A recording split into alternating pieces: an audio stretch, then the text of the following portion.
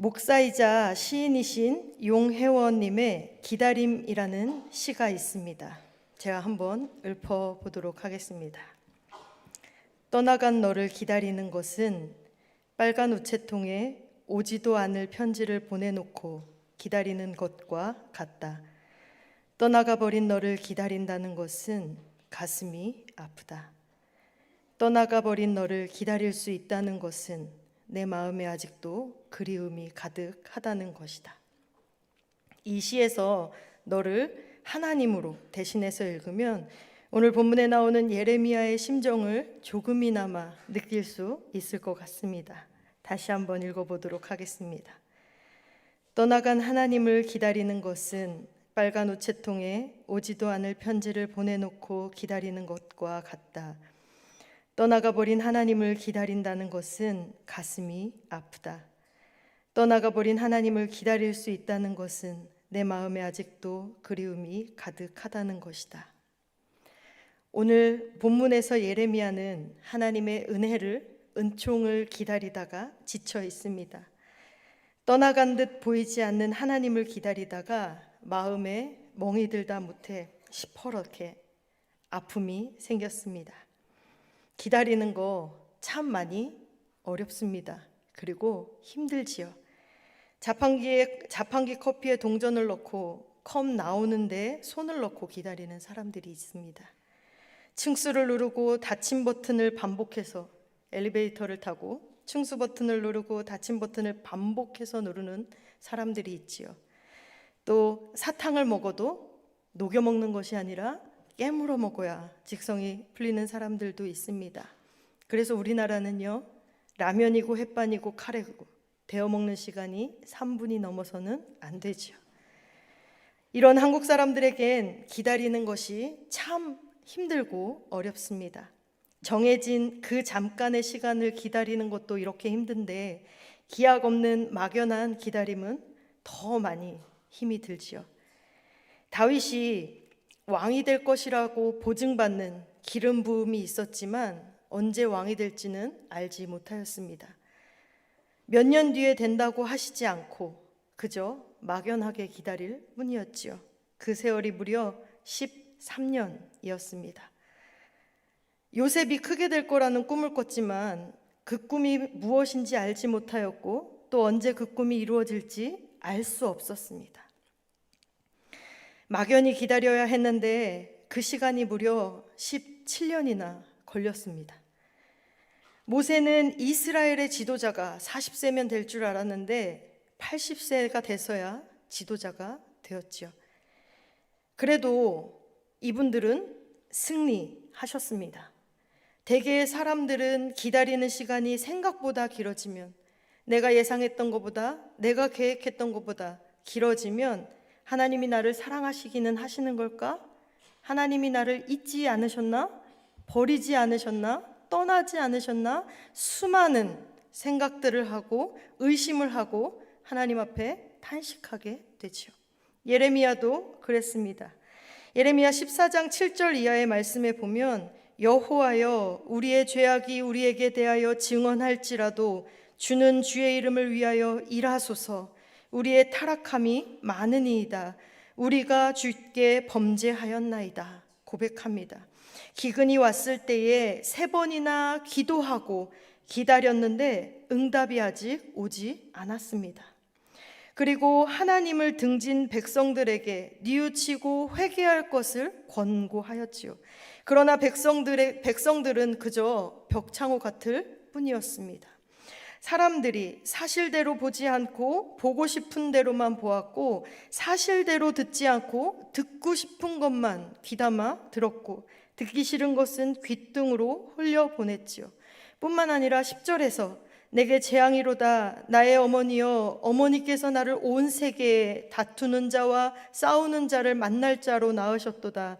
내가 꾸어주지도 아니하였고 사람이 내게 꾸이지도 아니하였건만은 다 나를 저주하는도다 하며 저주를 하였고 예레미야를 저주하였고 15절에서는 여호와여 주께서 하시오니 원하건대 주는 나를 기억하시며 돌보시사 나를 박해하는 자에게 보복하시고 주의 오래 참으심으로 말미암아 나로 멸망하지 아니하게 하옵시며 주를 위하여 내가 부끄러움 당하는 줄을 아시옵소서라며 수모를 주기도 하였습니다.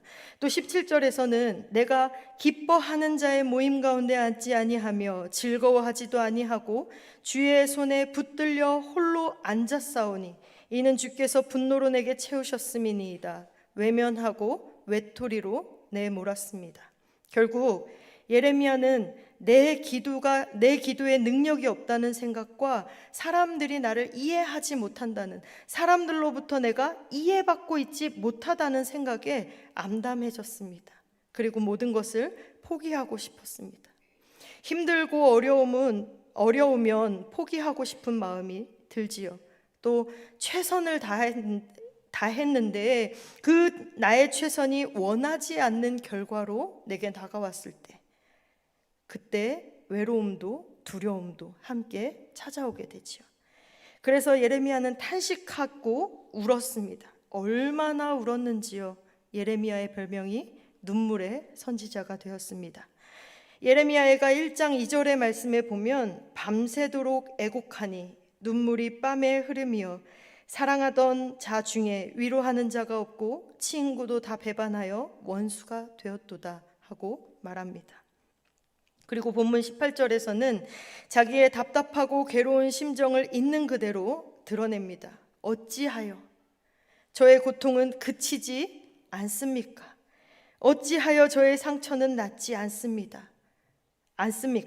주께서는 흐르다가도 마르고 마르다가도 흐르는 여름철의 시냇물처럼 도무지 믿을 수 없는 분이 되셨습니다.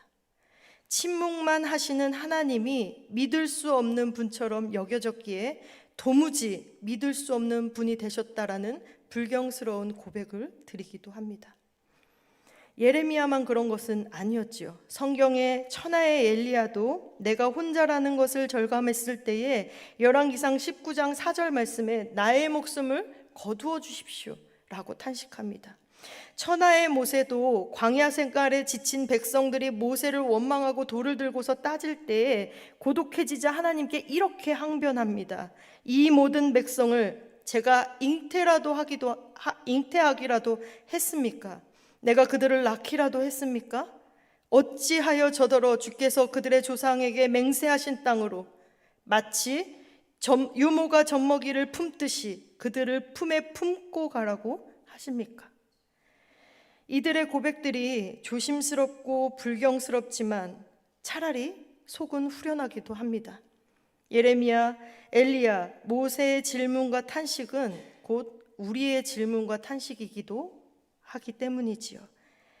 그런데 이런 예레미야에게 하나님이 어떻게 말씀하십니까? 19절입니다. 내가 만일 돌아오면 내가 너를 다시 이끌어 내 앞에 세울 것이며 내가 만일 헛된 것을 버리고 귀한 것을 말한다면 너는 나의 입이 될 것이라. 그들은 내게 돌아오려니와 너는 그들에게로 돌아가지 말지니라. 아멘. 하나님은 눈물로 탄식하는 예레미야에게 다정한 말로 응대하지 않으시고 위로하지 않으셨습니다. 예레미야의 본래 소명의 자리로 예레미야를 부르실 따름이었습니다. 사람들의 헛된 말에 끌려서 흔들리지 말고 네가 원래 있어야 할 자리로 돌아와라 라고 말씀하시지요. 15절에서 원수를 갚아달라고 기도하였는데 그런 시시한 소리 하지 말고 너는 내 말을 전하는 내 입이 되라고 말씀하십니다.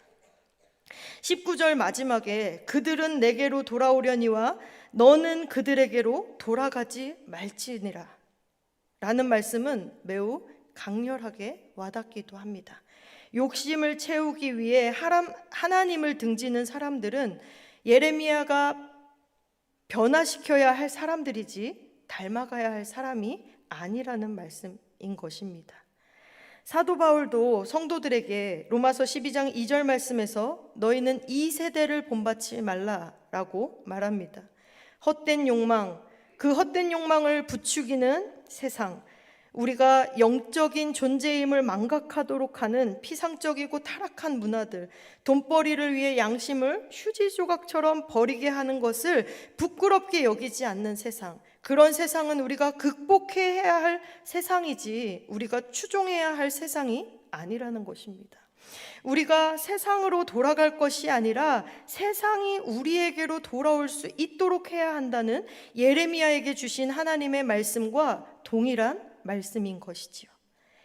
그러자 예레미야는 다행히도 정신을 차리고 눈물을 닦고 다시 하나님 앞에 서게 됩니다.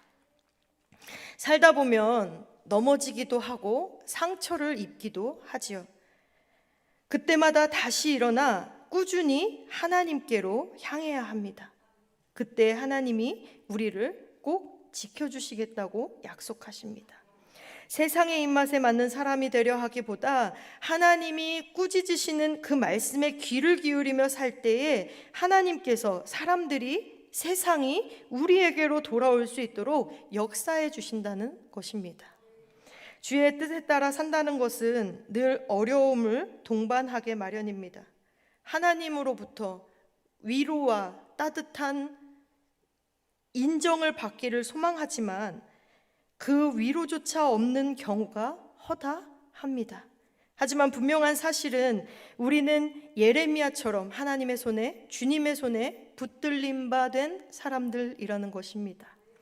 이런저런 위안이나 보상에만 마음을 빼앗기고 흔들리는 것이 아니라 상처 입어서 절룩거릴지라도 우리가 주님 손에 붙들린 사람임을 기억하면서 하나님께서 우리에게 주신 본래의 그 사명의 자리로 나아갈 수 있는 저와 여러분이 되시기를 소망합니다.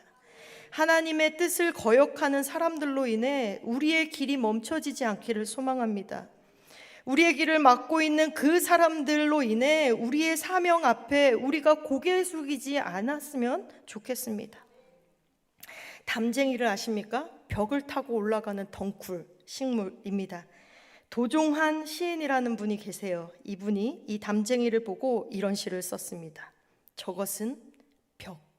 어쩔 수 없는 벽이라고 느낄 때 그때 담쟁이는 말없이 그 벽을 오른다. 물 한 방울 없고 씨앗 한 톨 남아있을 수 없는 저것은 절망의 벽이라고 말할 때 담쟁이는 서두르지 않고 앞으로 나아간다. 한 뼘이라도 꼭 여럿이 함께 손을 잡고 올라간다. 푸르게 절망을 다 덮을 때까지 바로 그 절망을 잡고 놓지 않는다. 저것은 벽이라고 고개를 떨구고 있을 때에 담쟁이 잎 하나는 담쟁이 잎 수천 개를 이끌고 결국 그 벽을 넘는다. 벽 앞에 고개를 떨구지 않는 담쟁이, 벽 앞에서 절망하지 않고 말없이 그 벽을 넘는 담쟁이 넝쿨, 이것이 바로 하나님께서 사명을 주신, 사명을 다한 사람들의 모습이 아닐까요? 하나님도 벽을 만난 예레미야에게 이것을 강하게 말씀하시지요. 네가 담쟁이 잎 하나가 되어라. 네가 담쟁이 잎 하나가 되어서 벽을 넘어 벽 전체를 푸르름으로 덮어라. 한 알의 밀알이 되어 온 밭을 밀 열매로 덮듯 예레미야, 네가 그리해라. 그것이 너의 사명이다. 내가 그리하고자 한다면 반드시 내가 너를 구원하리라. 20절, 21절 말씀에서도 약속하십니다. 세상이 너를 칠지라도 사람들이 너를 이기지 못하도록 내가 너를 튼튼한 놋새, 성벽으로 만들겠다라고 말입니다. 나의 뜻을 예레미야, 너의 뜻으로 삼고 나의 길을 너의 길로 삼으면 사람들이 너를 치기도 하고 저주하기도 하고 죽음으로 몰아가기도 하겠지만 너를 아무도 흔들거나 정복할 수 없는 놋새 같은 성벽같이 내가 만들어줄게 라고 약속하십니다. 그동안 예레미야가 눈물을 흘렸다면, 흘릴 수밖에 없는 상황과 환경에 있었다면 이 약속은 이제 예레미야가 눈물을 닦을 이유가 되는 것이지요. 예레미야에게 소망이 되는 것입니다. 다니엘서 3장에서 화덕 속에 던져지는 사드락, 메삭, 아벳느고가 있었어요. 이들은 오직 하나님만을 예배한다는 이유로, 경배한다는 이유로 불구덩이에 던져졌지요. 그곳은 그들을 그 화덕 속으로 밀어넣었던 군사들이 다 타 죽었을 정도로 뜨거운 곳이었습니다. 그런데 느부갓네살 왕이 자리를 떠나지 않고 멀찌감치 서서 화덕 속을 들여다보다가 깜짝 놀랍니다. 우리가 묶어서 화덕불 속에 던진 사람은 셋이 아니더냐. 그들이 그렇다고 말하자 왕이 말을 이어서 다시 말합니다. 보아라, 내가 보기에는 네 사람이다. 모두 결박이 풀린 채로 화덕 안에서 걷고 있고 그들에게 아무런 상처도 없다. 더욱이 넷째 사람의 모습은 신의 아들과 같다. 아멘. 화덕은 다니엘서가 기록되던 당시에 믿음의 사람들이 겪던 현실 상황을 나타내는 것입니다. 믿음의 사람들이 감당해야 하고 극복해야 할 세상을 상징하고 있는 것이지요. 믿음을 지키기 위해 화덕 속에 던져지는 것 같은 희생을 각오해야 한다는 것입니다. 그런데 성경은 이방인 압제자의 입을 통하여서 놀라운 증언을 하고 있는 것입니다. 화덕 속에 던져진 믿음의 사람들의 결박이 풀렸고 그 화덕 속에서도 상처 하나 없다라는 것. 그리고 그 화덕 속에는 함께 걷고 있는 또 다른 존재가 있다라는 것. 그런데 그 이방인 압제자의 눈에는 그 모습이 신의 아들과 같아 보인다라는 것. 하나님이 보내신 천사를 그렇게 본 것이죠. 다니엘서가 들려주는 이야기는 명백합니다. 뜨거운 화덕 속에 걷는 것 같은 현실이지만 하나님은 이 믿음의 사람들을 버리기는커녕 그들 곁에서 그들과 함께 걸으며 그 믿음의 사람들을 지키신다라는 것이지요. 여러분도 삶의 화덕 속에 걷고 있을 것입니다. 온도의 차이는 있겠지요. 그러나 모두가 힘든 삶을 살아가고 있습니다. 그러나 오늘 본문 21절에서 하나님이 말씀하십니다. 내가 너를 악한 자의 손에서 건지며 무서운 자의 손에서 구원하리라. 구원만 해주시는 것이 아닙니다. 내가 분명히 너를 강하게 해주고 내가 복을 누리게 하겠다. 내 원수가 재앙을 당하여 궁지에 빠질 때에 그가 너를 찾아와서 간청하게 하겠다라고 또 약속하십니다. 예레미야의 대적들이 재앙과 환난을 만날 것이고 박해받던 예레미야가 강하게 되고 복을 얻는 것을 보고 찾아와서 도와달라고 할 것이라고 약속하십니다. 역전타를 날리시는 것이지요. 이삭도 그랬습니다. 창세기 26장 말씀에 이삭이 블레셋 사람들에게 모욕을 당하고 쫓김을 당하지만 믿음의 모습을 잃지 않았습니다. 그러자 이삭을 몰아대던 사람들이 이삭에게 찾아와서 말합니다. 여호와께서 너와 함께 계심을 우리가 분명히 보았으므로 우리의 사이 곧 우리와 너 사이에 맹세하여 너와 계약을 맺으리라 하였노라. 아멘. 무시하고 괴롭히던 자들이 여호와께서 너와 함께 계심을 우리가 분명히 보았노라 라고 말하며 스스로 찾아와서 화해를 요청하고 평화의 조약을 맺자고 매달리는 것입니다. 힘드십니까? 어려우십니까? 누가 나를 괴롭히고 내 마음을 어지럽게 하는 사람들이 있습니까? 조금만 참아보실 수 있기를 바랍니다. 기다리실 수 있기를 바라요. 조금만 더 믿음의 모습을 갖추고 조금만 더 사명의 자리를 지켜보실 수 있기를 바랍니다. 특히나 지금 이때에 우리에게 주신 사명의 자리를 지키는 것은 매우도 중요합니다. 참 많이 힘들지요. 지도자로 서 있다는 것, 사랑방의 방장으로 마을지기로 서 있다는 것, 어디 한 부서의 부서장으로 서 있다는 것이 때로는 우리의 마음을 어렵게 합니다. 우리의 눈물을 흘리게 하지요. 우리에게 힘든 시간들, 기억들을 주고 있습니다. 그런데 조금만 그 사명의 자리를 지키면, 조금만 더 믿음의 모습을 갖추고 조금만 더 기다리면 여러분의 그 힘든 시간이 지나고 영광스러운 자리로 하나님께서 저와 여러분을 이끌어 주실 것입니다.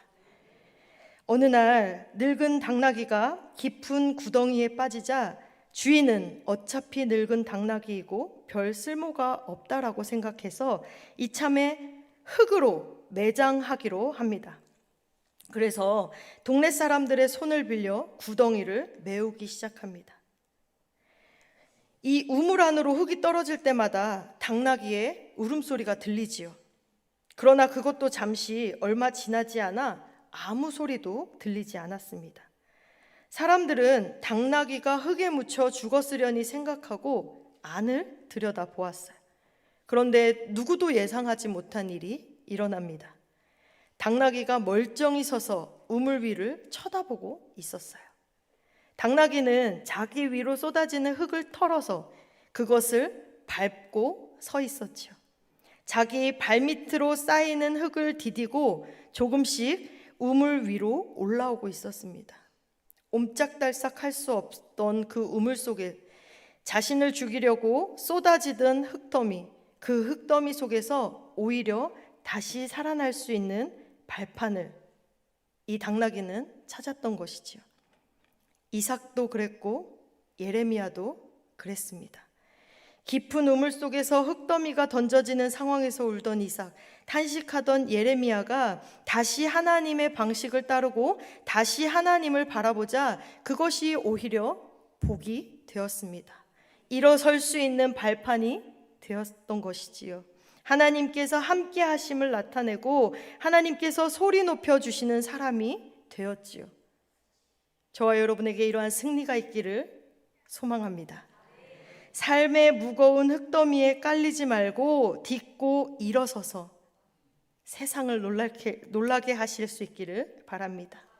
무시와 저주와 외로움의 흙더미에 질식하지 마시고 도리어 그것들을 딛고 일어서서 흙을 퍼부어대는 사람들을 놀라게 하실 수 있기를 바랍니다. 아까 용혜원님의 기다림이라는 시로 설교를 시작했는데요. 또 다른 기다림이라는 시로 마무리해 보려고 합니다. 삶이 있는 곳에는 어디나 기다림이 있네. 우리네 삶은 시작부터 기다리고 있다는 위로를 받고 기다려 달라는 부탁을 하며 살아가네. 봄을 기다림이 꽃으로 피어나고 가을을 기다림이 탐스런 열매로 익어가듯 삶의 계절은 기다림의 고통, 멋, 그리움이지 않은가. 기다림은 생명, 희망이지. 우리네 삶은 기다림의 연속인데 어느 날인가 기다릴 이유가 없을 때 떠나는 것이 아닌가? 우리네 가슴은 일생을 두고 기다림에 설레이는 것, 기다릴 이유가 있다는 것, 기다릴 사람이 있다는 것, 그것이 행복한 우리들의 이야기가 아닌가? 우리의 기다림이 때로는 간절하고 절박하고 때로는 너무 힘들어서 포기하고 싶을 때가 있지만 그럼에도 불구하고 저와 여러분이 기다릴 수 있는 이유는 반드시 이루실 하나님의 소망이 있기 때문이고 끝까지 동행하시는 하나님의 사랑이 있기 때문입니다. 최근 비가 종종 내렸습니다. 말씀을 준비하면서 제목을 무엇으로 해야 하나 고민하고 있을 때에 내리는 비를 닦고 있는 와이퍼를 보자니, 차 안에서 내리는 비를 닦고 있는 와이퍼를 보자니 우리의 눈물을 닦아주시는 그 하나님의 말씀, 이것이 떠올랐습니다. 우리의 삶의 어려움과 고통으로 눈물을 흘릴 이유가 있다면 우리를 기다리시는 하나님은 살아계신 소망의 하나님이시기에 눈물을 닦을 이유가 되는 것입니다. 그 눈물을 닦아주시는 소망의 하나님을 함께 믿고 의지하며 함께 걸어가는 저와 여러분이 되시기를 주님의 이름으로 축복합니다. 기도하겠습니다. 나와 하나님의 시간이 다르고 나의 계획과 하나님의 계획이 달라 우리의 삶이 기다림의 연속일지라도 그 기다림으로 인해 때로는 간절하고 절박하고 포기하고 싶어 눈물 흘릴지라도 그 긴 기다림 끝에 소망이 있음을, 그럼에도 나와 함께 하시는 하나님이 계심을, 그래서 끝내는 그 눈물을 닦아주시는 소망을 바라보며 주어진 사명 앞에 묵묵히 기다림의 길을 걸어가는 우리 모두가 되게 하여 주옵소서. 예수님의 거룩하신 이름으로 기도합니다. 아멘.